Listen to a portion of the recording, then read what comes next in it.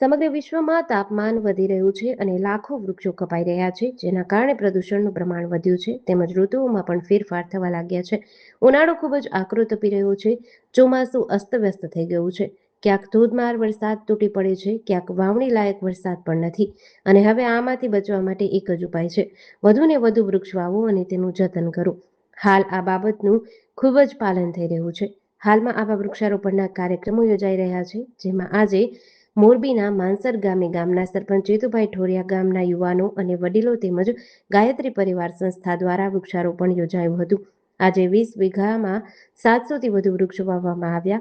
આ 20 વીઘા જમીનમાં ફરતી કાંટાળી તારવાળી ફેન્સિંગ વાડ કરીને વૃક્ષોનું વાવેતર કરાયું છે, જેમાં ફળ અને આરોગ્યના વૃક્ષોનો સમાવેશ થાય છે. માનસર ગામેથી આ કરવામાં આવેલા વૃક્ષારોપણ માટે પિયત માટે નદીમાંથી પાઇપલાઇન નાખીને ધોરિયા વડે પાણીની વ્યવસ્થા કરવામાં આવી છે, તેવું સરપંચ જીતુભાઈ ઠોરિયાએ જણાવ્યું હતું. એકંદરે લોકોમાં જાગૃતિ આવી છે, વૃક્ષોનું મૂલ્ય સમજાયું છે અને હાલમાં ઘણા સ્થળોએ વૃક્ષોનું વાવેતર થઈ રહ્યું છે. આજે અમારા ગામની અંદર વૃક્ષારોપણનો કાર્યક્રમ આજે ગામ લોકો અને ગાયત્રી પરિવાર ટ્રસ્ટ દ્વારા સહયોગથી રાખ્યો હતો.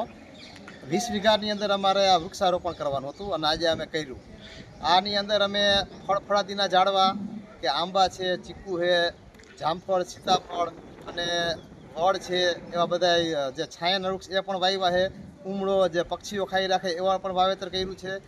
આજે પર્યાવરણને જે સુધારવા માટે અમારા ગામ તરફથી આજે અમે અંદાજે 3000 વૃક્ષ આની અંદર વાવવાનો લક્ષ્યાંક છે અને બીજા 8થી 9000 અમારે 30 વીઘાની જમીનની અંદર જે અમે વન વિભાગને આપ્યા છે, એના પણ ખાડા અને ફેન્સિંગ તૈયાર થઈ ગઈ છે. એ પણ હવે ટૂંક સમય વરસાદ થઈ ગયો એટલે વાવવાના છે.